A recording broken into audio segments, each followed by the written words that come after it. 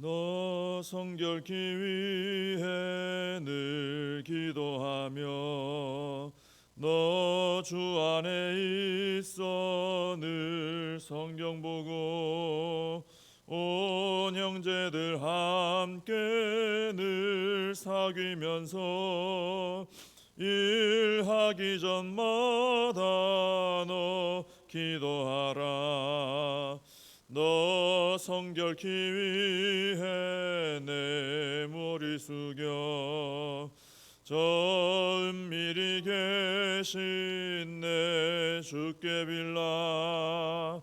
주 사귀어 살면 주 닮으리니 널 보는 이마다 주 생각하리.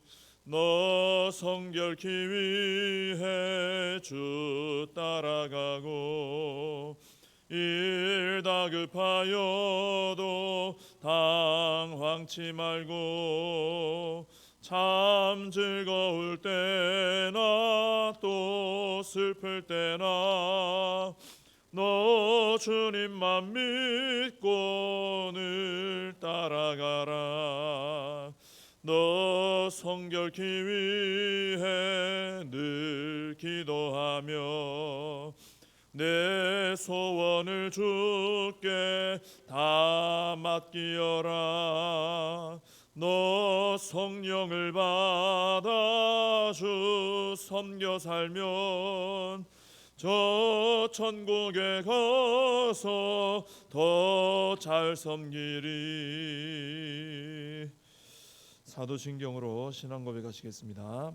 전능하사 천지를 만드신 하나님 아버지를 내가 믿사오며 그 외아들 우리 주 예수 그리스도를 믿사오니 이는 성령으로 잉태하사 동정녀 마리아에게 나시고 본디오 빌라도에게 고난을 받으사 십자가에 못 박혀 죽으시고 장사한 지 사흘 만에 죽은 자 가운데서 다시 살아나시며 하늘에 오르사 전능하신 하나님 우편에 앉아 계시다가 저리로서 산 자와 죽은 자를 심판하러 오시리라. 성령을 믿사오며 거룩한 공회와 성도가 서로 교통하는 것과 죄를 사하여 주시는 것과 몸이 다시 사는 것과 영원히 사는 것을 믿사옵나이다. 아멘. 창세기 9장입니다. 9장 8절부터 17절까지 보시겠습니다. 창세기 9장 8절부터 17절까지 봉독을 해드리겠습니다. 하나님이 노아와 그와 함께한 아들들에게 말씀하여 이르시되 내가 내 언약을 너희와 너희 후손과 너희와 함께한 모든 생물 곧 너희와 함께한 새와 가축과 땅의 모든 생물에게 세우리니 방주에서 나온 모든 것 곧 땅의 모든 짐승에게니라. 내가 너희와 언약을 세우리니 다시는 모든 생물을 홍수로 멸하지 아니할 것이라. 땅을 멸할 홍수가 다시 있지 아니하리라. 하나님이 이르시되 내가 나와 너희와 및 너희와 함께하는 모든 생물 사이에 대대로 영원히 세우는 언약의 증거는 이것이니라. 내가 내 무지개를 구름 속에 두었나니 이것이 나와 세상 사이의 언약의 증거니라.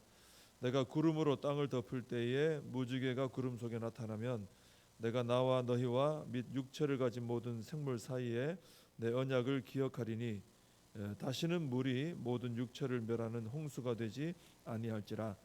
무지개가 구름 사이에 있으리니 내가 보고 나 하나님과 모든 육체를 가진 땅의 모든 생물 사이에 영원한 언약을 기억하리라.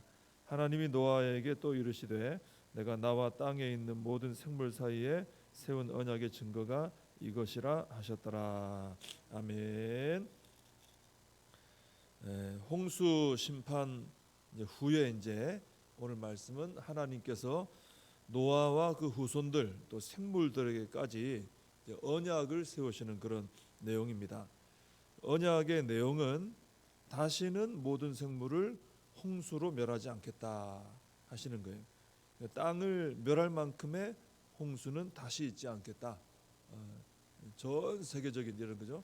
홍수로 전 세계가 심판받는 이런 일은 있지 않다는 것이죠. 국지적으로는 있을 수 있죠. 뭐 이 나라에 또 이 도시에 이렇게 있을 수는 있습니다. 근데 이 언약은 다시는 홍수로 세상을 심판하지 않겠다 하는 말씀이고, 그 심판에 대해서 홍수로는 이제 하지 않겠다. 근데 이 마지막 날에 최후 심판조차 없다 이런 말은 아니죠. 마지막 날에 예수님께서 재림하실 때 최후 심판이 있죠. 그것은 그대로 있습니다. 홍수로 하지 않겠다는 말씀입니다. 이렇게 최후의 심판이 있는데 언제 일어날지 모른다. 뭐 어떤 사람은 답답하다 이렇게 여길 수도 있지만은 사실 이 모르는 것, 있는데 언제인지 모른다는 게 사실 우리 신앙생활에는 큰 유익이 됩니다. 나빠서 나쁘게 하려고 하신 게 아니라 유익이 되는 거예요. 왜냐하면은 우리는 신앙생활 하다 보면은 때로는 좀 나태해질 때도 있어요.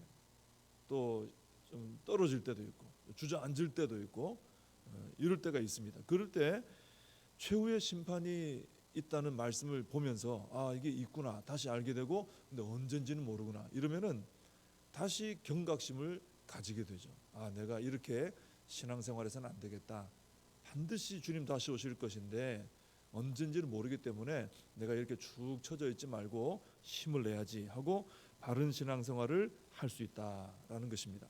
그래서 성도는 오늘 하루하루를 열심히 살아야 되지만은 항상 동시에 종말에 일어날 심판을 바라보면서 그 마지막 때를 준비하며 살아야 된다라는 것입니다. 오늘 하루 열심히 살지만 마지막 날을 바라보며 또 거기에 맞춰서 살아야 돼요. 그러니까 마지막 때를 준비하며 산다는 말은 쉽게 말하면 믿음으로 살아야 된다는 것이죠. 마지막 때는 믿음으로 준비하는 것이니까요.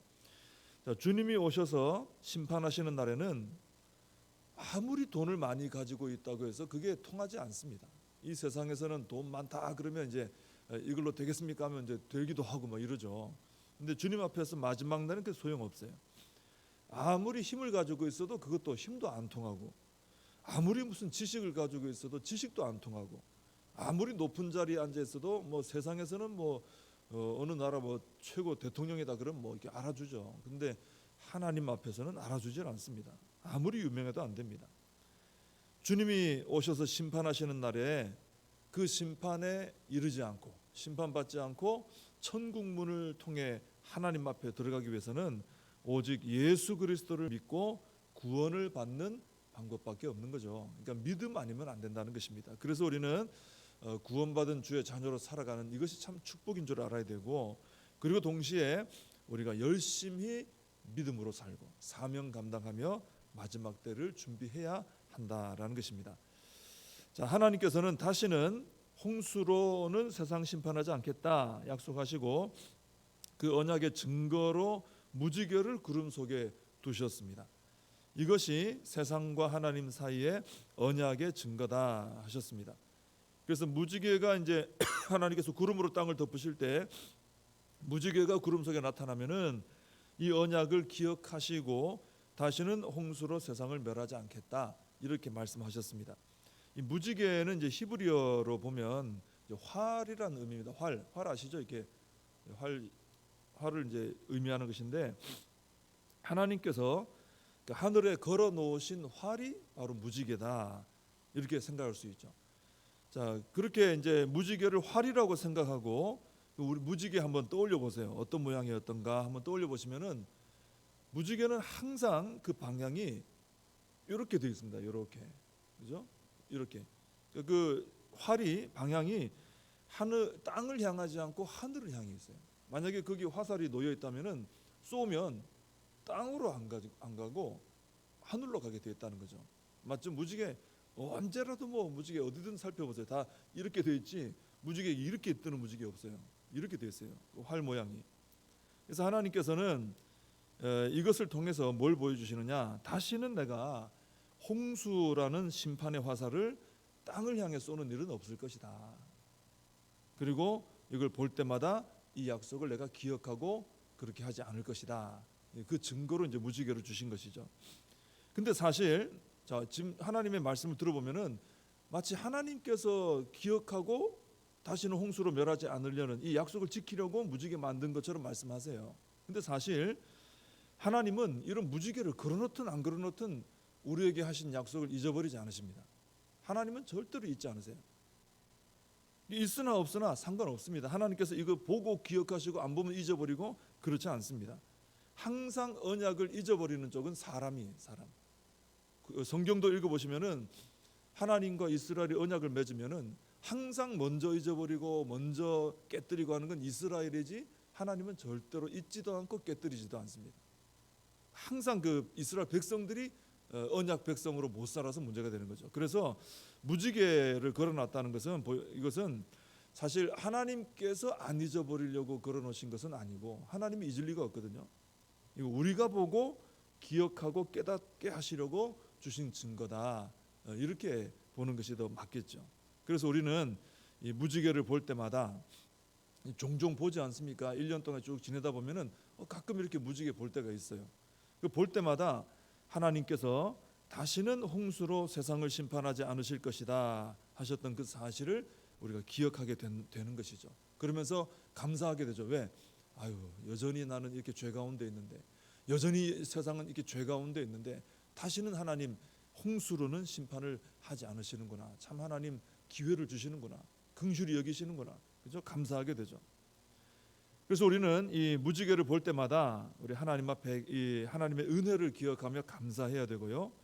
동시에 홍수로는 심판하지 않지만은 마지막 주님의 재림이 있고 최후 심판이 있다는 것은 기억을 해야 됩니다.